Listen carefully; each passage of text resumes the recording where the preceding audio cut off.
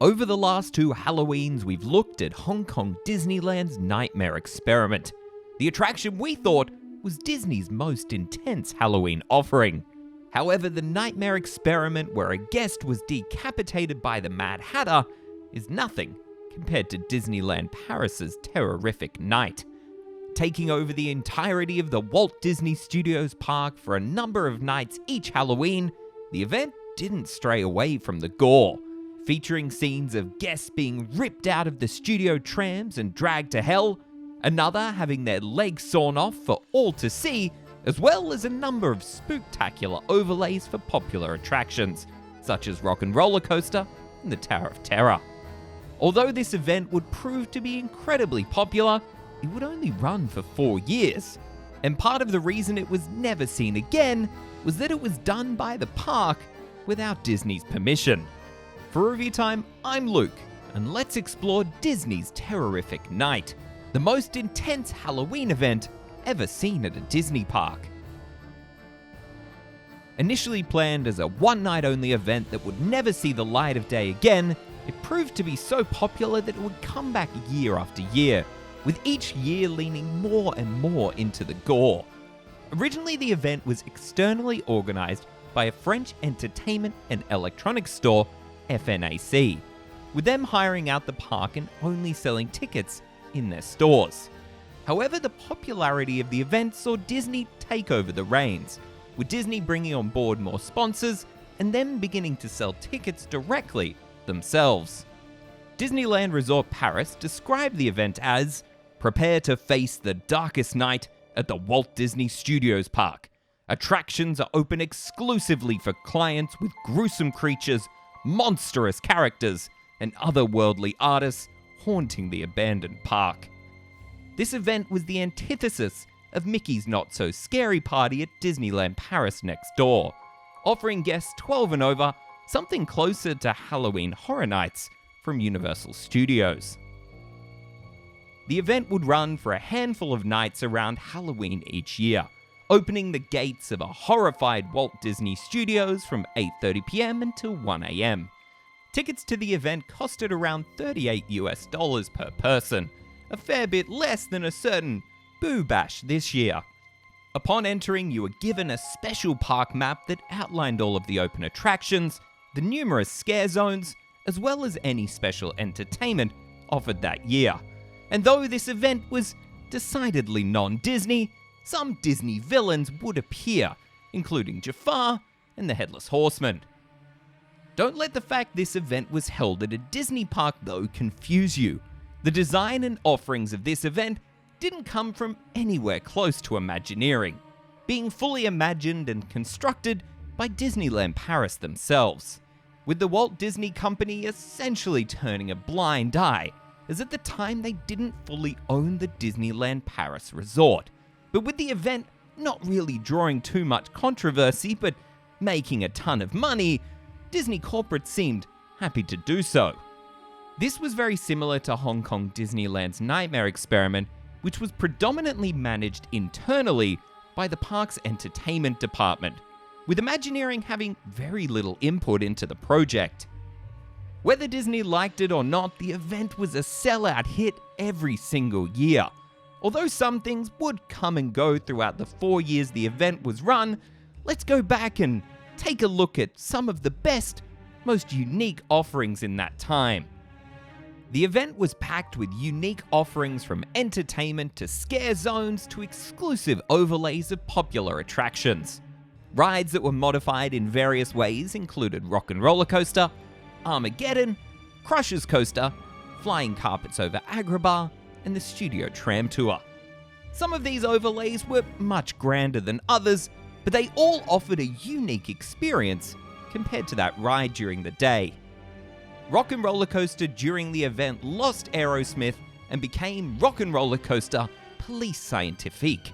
During the pre-show, you were informed of a crime that had taken place in the studio. While a rock star was rehearsing, a chainsaw-wielding maniac burst in and brutally murdered the singer. Entering the load station, you were greeted by that same maniac, now holding the decapitated head of the performer. Boarding the coaster, the ride's lighting and music package was replaced by a strobe light and screamo music, loaded with growls and screeches of terror.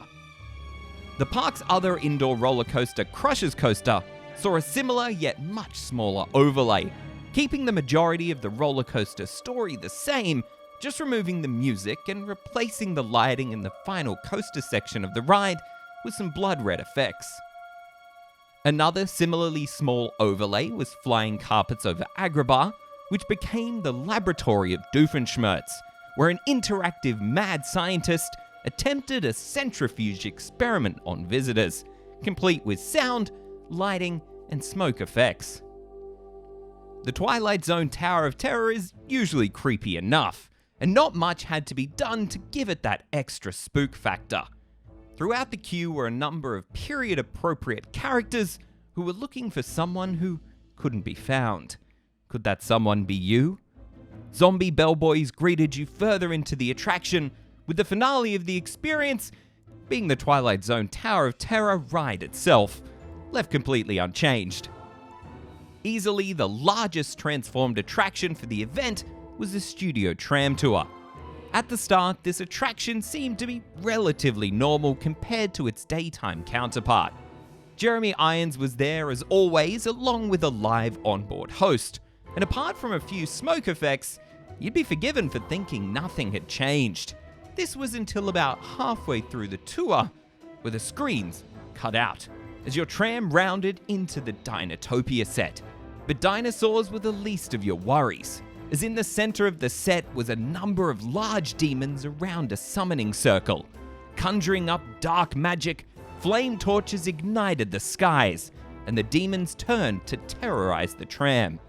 Creeping up on the vehicles, the demons jumped onto the trams, screamed, shrieked, and got right in your face. One would even jump onto the tram and drag off a cast member disguised as a guest, kicking and screaming before being lugged into the dark depths of hell. Your tram would come back to life and drive away from the scene with you thinking you'd experienced the worst of it. That was until you pulled into the London Burning set. At first, everything appeared normal, until from the debris, undead ghouls and zombies started to appear, heading to terrorize people on the tram once again. Just as they were about to overrun the tram, though, saviors appeared, with flamethrowers scaring away the zombies. But our heroes weren't fully human themselves, being deformed from a nuclear war fallout. Throughout the years, a number of versions of this tram tour were presented, with one even featuring a giant animatronic dragon that would eat a cast member whole. Outside of the attraction, there was also a number of scare zones, here called terror zones, streetmosphere, and other entertainment offerings throughout the park.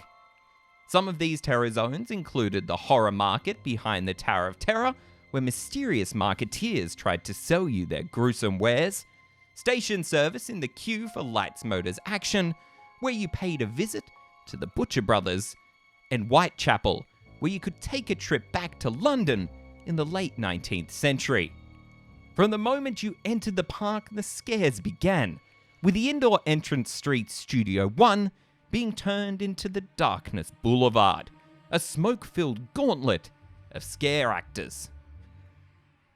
Also open for the final few years of the event was Toy Story Playland, but Disney apparently still had control over this area, as it was the one place you could avoid getting scared, with no scare actors or spooky overlays contained within. Entertainment each year was mixed up to keep it fresh. The Freaky Circus, which only lasted for the first year of the event as it was too gory, is a show I can't even really show here on YouTube. But imagine a member of the audience being dragged up, put in a box, and having their legs chopped off. Another of the memorable entertainment offerings at the event was a film made specifically for it called Terror. Set in the park, the film follows a security cast member searching the Hollywood Tower Hotel. But during his search, he is attacked by dark shadow monsters, before running out of the screen and into the theater itself, scaring off the guests who must be decontaminated before exploring the rest of the event. The Disney quality of storytelling could be found in places throughout the event, with even the exit giving you one last taste. As you exited for the night, laying on the streets were the same victims of the tram tour demon attack you saw earlier in the night, who somehow escaped the depths of hell and were now screaming for help. Although this event proved to be incredibly popular, selling out faster and faster every single year, 2012 was the last time Disneyland Paris would ever run Terrorific Night, with no official statement as to why it would never return. But it's not crazy to think that Disney may have had a quiet word with them about this unofficially Disney event being officially un-Disney. The last few years, after looking at the Hong Kong Disneyland scare mazes they used to do for Halloween, I thought that was the most intense Halloween event Disney had ever done. But clearly, I was wrong. In recent years, Disney has barely scratched the surface of terror. But just a couple of weeks back, a zombie Captain America made his debut at Oogie Boogie Bash at Disney California Adventure. And though he may not be the most intense character in the world, this marks an interesting turning point, as it's arguably one of the closest things to horror Disney has done in its US parks since the closure of Extraterrestrial Alien Encounter. Whether this is simply a meet and greet or designed to test the waters for slightly more horror elements coming to Halloween at the US Disney parks, we should find out in the next couple of years.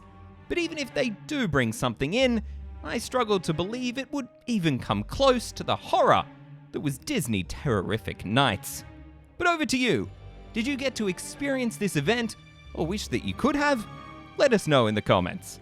From the home of all things theme parks, I'm Luke for Review Time. Thanks for watching. We hope you enjoyed this week's episode of Review Time. If so, be sure to like and subscribe, and also check out our podcast, Review Time's Theme Park Cast, available on your podcasting platform of choice.